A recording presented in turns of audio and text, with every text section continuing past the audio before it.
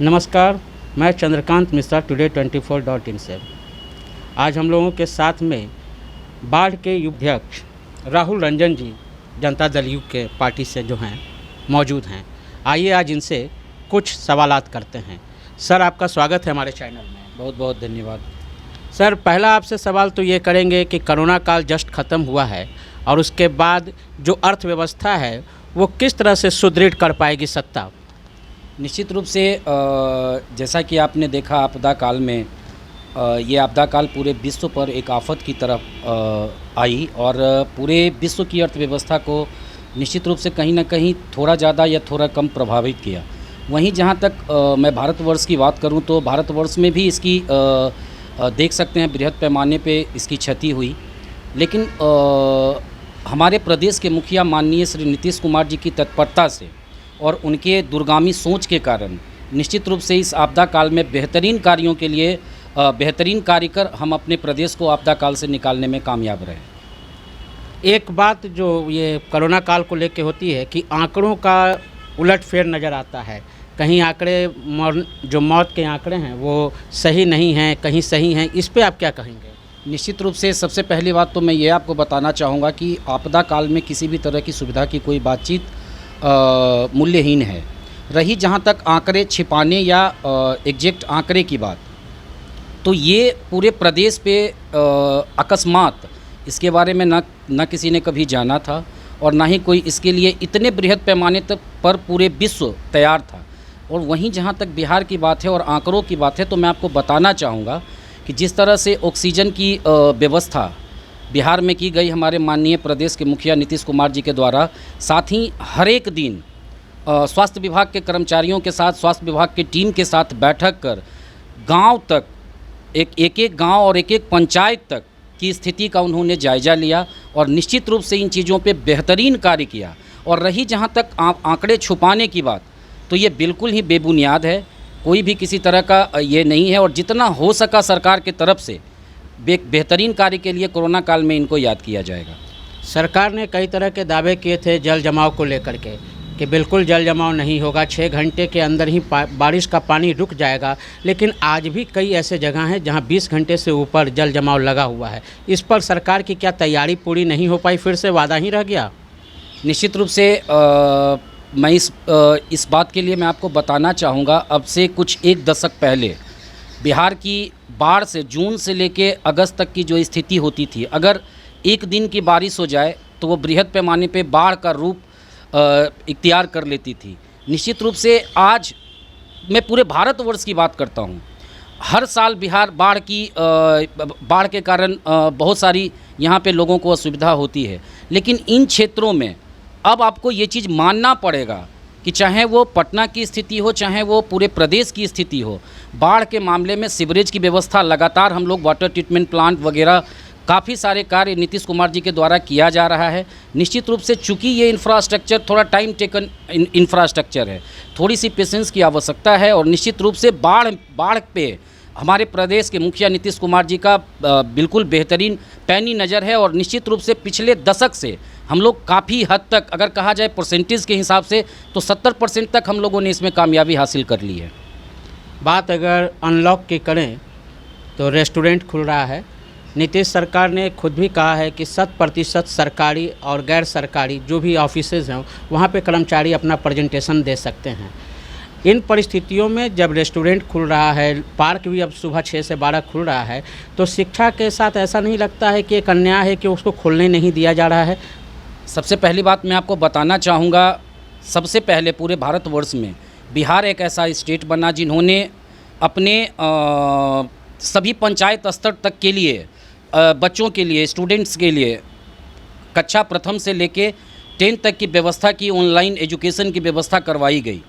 आप लोग मीडिया के माध्यम से ही मुझे भी पता चला था। और चूँकि ये इनकी व्यवस्था काफ़ी बेहतरीन व्यवस्था रही और हम लोग गरीब तबके, चूँकि एक चीज़ और आपको समझना पड़ेगा, बिहार जो है ये कृषि और मज़दूर से मतलब मज़दूरों की संख्या यहाँ पे बहुत ज़्यादा है। तो इन क्षेत्रों में लॉकडाउन आप सामाजिक स्थिति को देखते हुए उसमें निश्चित रूप से कहना पड़ेगा आपको कि नीतीश कुमार जी का एक दूरगामी सोच और दूरगामी जो उनका विज़न है उन क्षेत्रों पे इन्होंने बेहतरीन काम किया। और रही जहाँ तक बात शिक्षा व्यवस्था की, तो किसी के साथ कोई अन्याय नीतीश कुमार जी के शासनकाल में संभव नहीं है। इन्होंने हर क्षेत्रों को और हर वर्ग को इन चीज़ों से बाहर निकालने के लिए, आपदा काल से बाहर निकालने के लिए काफ़ी सजग हैं और हर दिन चीज़ों का अवलोकन कर रहे हैं, कमेटी के साथ बैठक कर रहे हैं। और निश्चित रूप से बहुत जल्द हम लोग उस स्थिति में होंगे जब हमारे सारी संस्थाएं, सारी व्यवस्था यहाँ पे सुचारू रूप से चालू हो जाएगी। मजदूर की अगर बात करें तो 30 जून को एक समाचार प्रकाशित हुआ था जिसमें कि बेउर के पास में सीवरेज बनाने में 2 युवक जो कलकत्ता से आए थे और आकर के यहाँ पे काम कर रहे थे और उनका दम घुटने से मृत्यु हो गया था। तो उसके बारे में कोई भी लोग कंप्लेन भी, कहीं एफआईआर भी दर्ज नहीं हुई है, ना उस पर कोई कार्रवाई हुआ, ना उसके कुछ मुआवजे की बात हुई। इसको लेकर कल भी एक प्रेस कॉन्फ्रेंस किया गया है। उन लोगों ने भी डिमांड किया है कि हम सरकार से भी मांग करेंगे, कंपनी से मांग करेंगे कि उन 2 मजदूर मोहम्मद इकबाल और इद्रिश थे, उन दोनों को कुछ मुआवजा मिले। इस पे आप क्या कहेंगे, सरकार इसके लिए किस तरह का नीति बनाएगी? निश्चित रूप से सबसे पहले तो घटना में जिन लोगों के साथ ये घटना हुई उनके परिवार के लिए संवेदना, और साथ ही मैं बताना चाहूँगा कि इस नीतीश कुमार जी की वर्तमान व्यवस्था में न्याय के लिए आपको कहीं दूर जाने की ज़रूरत नहीं है। आपको हर तरीके की न्याय आपके सुलभ स्थान पे मिलेगा। और जहाँ तक बात रही उनके साथ घटना का, तो अभी इस बारे में मुझे कोई बहुत ज़्यादा जानकारी नहीं है, लेकिन इतना विश्वास है अपने शासनकाल में, नीतीश कुमार जी के शासनकाल में, कि किसी के साथ अन्याय नहीं होगा। क्योंकि पूरे भारतवर्ष में अगर कोई एक संगठन सर्व समाज की चर्चा करती है तो वो जनता दल यूनाइटेड है। आप मोकामा से आते हैं, एक मोकामा का आखिरी प्रश्न आपसे ले लें कि गंगा की कटाई जो हो रही है, वहाँ पे जो चिमनियाँ हैं वो ज़्यादा ही खतरनाक हो रहा है, बालू की जो ढुआई हो रही है, इस पर आप क्या कहेंगे? निश्चित रूप से कल ही के अखबार में मैं पढ़ रहा था, कुछ दिन से चूँकि ये घटना हुई है, निश्चित रूप से इस घटना पे त्वरित संज्ञान लेते हुए आपको पता होना चाहिए, परसों के दिन ही मोकामा थाने ने कुछ गाड़ियाँ जब्त करी है, जिसकी सूचना आपके अखबार के माध्यम से आज ही मैं देख रहा था। तो इन सारे कार्यों के लिए हमारी सरकार और उनकी व्यवस्था सक्षम है और निश्चित रूप से वो बेहतरीन कार्य कर रहे हैं। अगर कोई ऐसी घटना हो रही है तो निश्चित रूप से उन पर कड़ी कार्रवाई की जाएगी। राहुल रंजन जी युवा प्रदेश अध्यक्ष हैं और युवा जिला अध्यक्ष हैं, तो राहुल जी आप युवाओं के लिए क्या संदेश देंगे कि जदयू अच्छा है, बीजेपी अच्छा है, बहुत सारी पार्टियां हैं, किस पार्टी की ओर वो रुख करें? ये बात युवा बन करके बताइएगा, पार्टी विशेष बन के नहीं। निश्चित रूप से आपका यह सवाल बहुत ही बेहतरीन है, जो आज के युवाओं का बिल्कुल निश्चित रूप से मंथन करने की विशेष आवश्यकता है। आपको एक चीज़ समझना पड़ेगा, नीतीश कुमार जी क्षणिक विकास और क्षणिक सुविधा के लिए कभी नहीं, उनकी कार्य इनसे रिलेटेड नहीं होती है। हम हमेशा उनकी परमानेंट व्यवस्था पे बिलीव करते हैं, विश्वास करते हैं। और युवाओं का ऊर्जा निश्चित रूप से यूज़ करना पड़ेगा, जिनकी ज़रूरत आज के समय में बिहार को सबसे ज़्यादा है।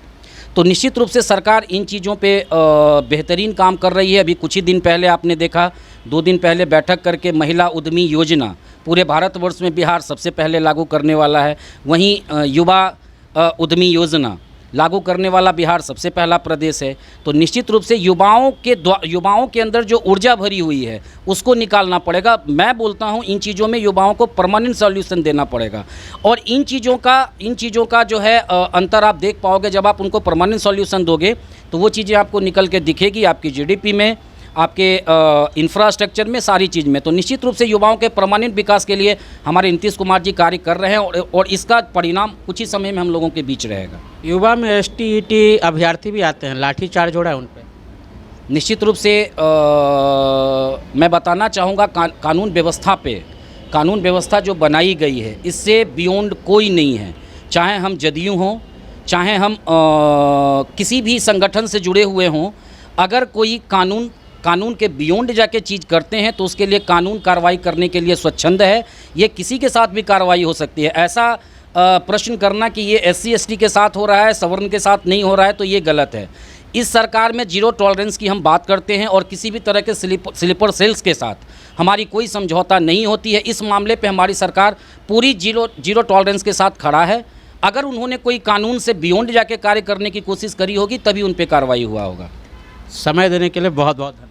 बहुत बहुत थैंक यू, धन्यवाद। तो आपने देखा कि जिला अध्यक्ष बाढ़ जिला अध्यक्ष राहुल जी हम लोगों के साथ में थे और इनसे हर तरह के मुद्दों पर बातचीत हुई हमारी।